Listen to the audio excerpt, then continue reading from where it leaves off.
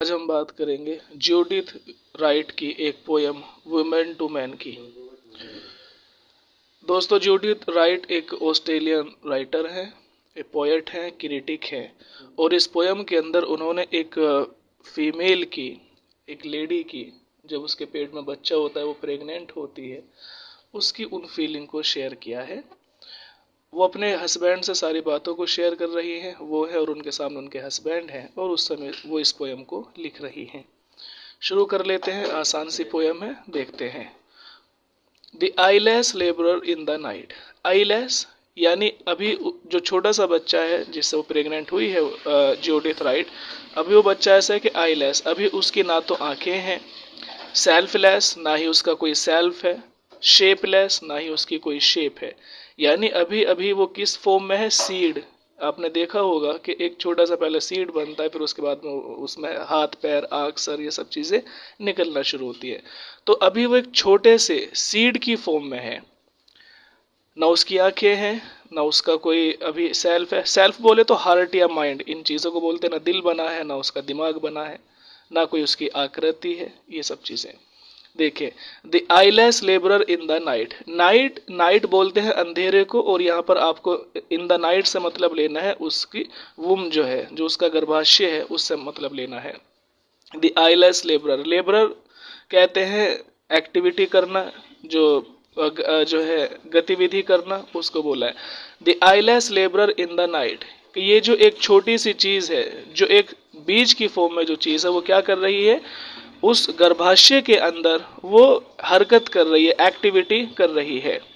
The selfless, उसका ना तो दिमाग बना है, ना ही उसका दिल बना है। शेपलेस, बिना किसी फॉर्म के है। सीड, एक सीड की फॉर्म में है। आई बिहोल्ड, जो मैं अपने पेट में, जो मेरे पेट में। आई बिहोल्ड यहाँ पर ज्यूडिथ राइट के लिए है आई, यानी जो मेरे पेट में है वो एक सीड की फॉर्म में है अभी सिर्फ।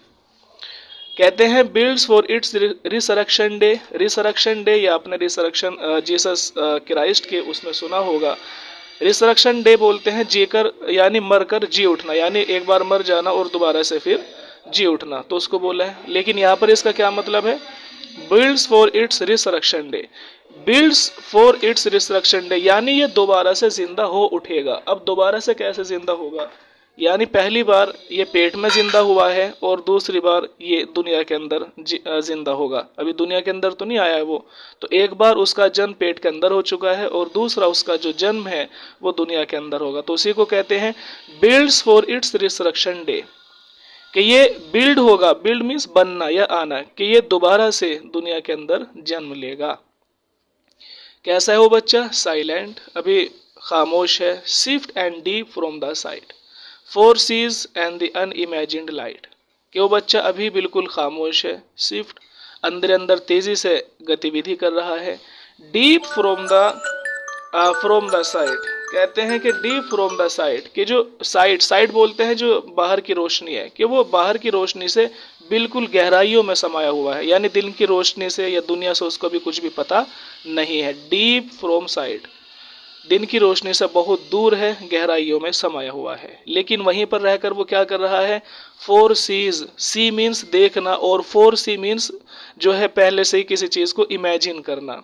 लेकिन वो अंदर से ही, गर्भाशय से ही वो इमेजिन कर रहा है। किसकी? लाइट। लाइट मीन्स रोशनी की, जो दुनिया की रोशनी है। अंदर रहकर ही वो दुनिया की जो एक रोशनी है, दुनिया की जो एक्टिविटी है, वो उसको अंदर रहकर ही थोड़ा सा इमेजिन कर रहा है।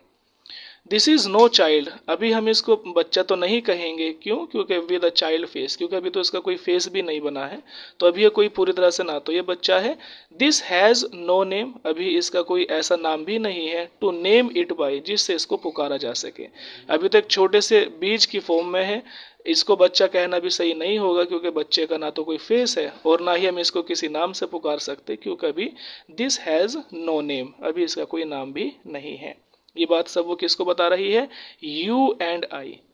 कहती है अपने हस्बैंड से कि येट, फिर भी, यू एंड आई, तुम और मैं, हैव नोन इट वेल, इसको अच्छे से जानते हैं। कि चाहे हम इसको कोई नाम ना दे सके, चाहे अभी इस बच्चे का कोई, अभी हमें ये भी जेंडर भी नहीं पता है, लेकिन फिर भी तुम और मैं ये तो अच्छे से ही जानते हैं कि मेरे पेट में बच्चा पल रहा है। कैसा होगा ये बच्चा? दिस इज आवर हंटर, या तो ये हमारे लिए एक शिकारी का काम करेगा, एंड आवर चेस, ये हमारे लिए एक शिकार का काम करेगा। यानी इसका मतलब ये है कि ये बच्चा या तो ऐसा हो सकता है आवर हंटर, कि हमें इसको फॉलो करना पड़े, या फिर एंड आवर चेस, या फिर ये ऐसा हो सकता है कि ये हमें फॉलो करे। या तो हमें इसको फॉलो करना हो सकता है, ये ऐसा बनेगा, या फिर ऐसा हो सकता है कि ये हमारे पीछे जो है हमें फॉलो करता हुआ चले। जो भी हो, द थर्ड, ये हमारे परिवार में तीसरा होगा। दो तो वो खुद ही है, तो इसका मतलब ये इनका पहला बच्चा होगा। द थर्ड, ये तीसरा होगा। वू ले इन अवर एम्ब्रेस, जो कि हमारे एम्ब्रेस, हमारी परवरिश में पले बढ़ेगा। ये तीसरा इंसान होगा जो हमारी परवरिश में रहेगा। एम्ब्रेस परवरिश को आप बोल सकते हैं। वैसे एम्ब्रेस के माने गले लगाने के आते हैं, लेकिन यहाँ पर परवरिश देख ले, पालन पोषण। ये तीसरा वो इंसान होगा जो हमारे पालन पोषण में रहेगा, परवरिश में रहेगा। ये बच्चा कैसा है? This is the strength that your arms knows, कि ये वो बच्चा होगा। अब अपने हस्बैंड से कहती है कि ये तुम्हारे लिए क्या बनेगा? दिस इज द स्ट्रेंथ, ये तुम्हारे लिए एक ताकत बनेगा, है ना, तुम्हारे लिए एक सपोर्ट बनेगा।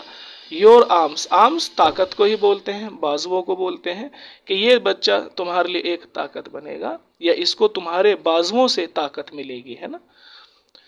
The arc of flash that is my breast, और दूसरा काम जो इसको पालने पोषने में करेंगे वो मेरा ब्रेस्ट है, वो मेरा दूध है जो इसको बड़ा करेगा।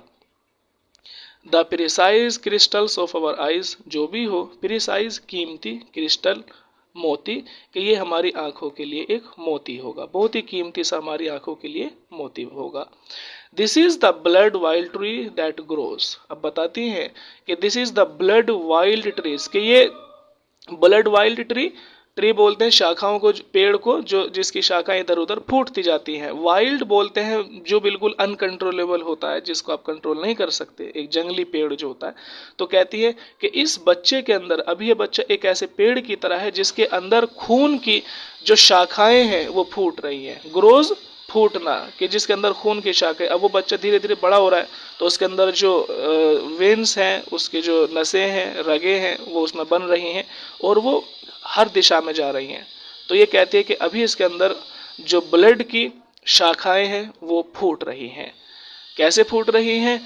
Intricate and folded rose, intricate यानी बहुत ही जटिल जो हो सकता है, एक मुश्किल जो स्ट्रक्चर है उसके अंदर फूट रही है। यानी आप अंदाजा नहीं लगा सकते कि कौन सी जो रग है वो कहाँ पर जाने वाली है। द इंट्रिकेट एंड फोल्डेड रोज, कि बहुत ही डिफिकल्ट शेप में उसके अंदर जो रगे हैं वो फूट रही हैं।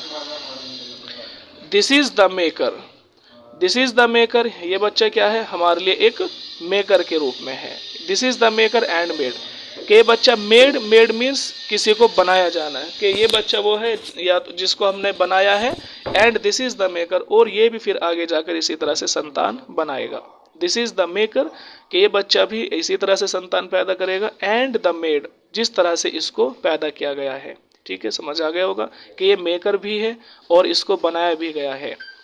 दिस इज द क्वेश्चन, ये एक क्वेश्चन है। एंड रिप्लाई, और उसका रिप्लाई भी है। क्वेश्चन किस तरह से है? क्वेश्चन का मतलब यहाँ पर यह है कि ये लड़का होगा, लड़की होगी, या दूसरी चीज इसका कलर कैसा होगा, ये सारे क्वेश्चन रहते हैं एक बच्चे को लेकर। तो दिस इज द क्वेश्चन, ये अपने आप में एक सवाल है। एंड रिप्लाई, और ये अपने आप में उसका एक रिप्लाई होगा। जब ये पैदा हो जाएगा तो खुद से ही एक रिप्लाई बन जाएगा। The blind head butting at the dark, the blind head. अब कहते हैं कि जो बच्चा जब पैदा होता है उसका सर निकलता है, उस समय को इमेजिन किया है कि द ब्लाइंड हेड, इसका जो ब्लाइंड हेड होगा, बटिंग एट द डार्क, कि वो डार्क फिर वही गर्भाशय को बोला है, उसके वूम को बोला है कि उसका जो सर है, ब्लाइंड हेड है, जिसकी आंखें भी अभी खुली हुई नहीं है, वो क्या कर रहा है कि वूम के अंदर, गर्भाशय के अंदर बटिंग कर रहा है। बटिंग मीन्स टकराना, बार बार वो आपने देखा होगा हिलता जुलता बच्चा फील हो जाता है, महसूस हो जाता है। तो उसी को इमेजिन किया है कि इसका ब्लाइंड हेड अभी गर्भाशय के अंदर इधर उधर टकरा रहा है। अब उसको दिख तो नहीं रहा है, ब्लाइंड हेड बोला है।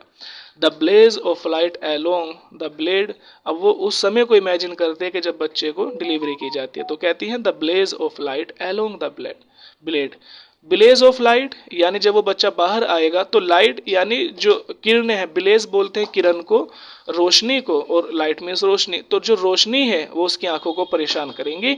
एलोंग द ब्लेड, ब्लेड बोलते हैं जब डिलीवरी की जाती है उसमें जो टूल्स इस्तेमाल होते हैं ब्लेड वगैरह कट करने के लिए, उसको बोला है कि अब ये महिला डर रही है क्योंकि इनका वो पहला बच्चा है, तो कह रही है कि वो जो बाहर आएगा सबसे पहले उसको दिन की रोशनी उसको परेशान करेंगी, और दूसरा वो ब्लेड जिससे कट किया जाएगा वो भी उसको परेशान कर सकता है। तो दोनों चीज़ उसको परेशान कर रही हैं। अपने हस्बैंड से कहती है वो, ओ होल्ड मी, कि मुझे पकड़ कर रखो, मैं परेशान हो रही हूँ। Four I am afraid, afraid means डरा हुआ होना, कि मुझे डर लग रहा है कि कहीं इस बच्चे को या तो उस ब्लेड से कट ना लग जाए या फिर दिन की रोशनी से इसकी आंखों को कोई परेशानी ना हो। तो ये दोनों लाइन वो लास्ट में कहकर पोयम को पूरा कर देती हैं। उम्मीद करते हैं आपको ये समझ आ गया होगा। मिलते हैं आपसे नेक्स्ट वीडियो में।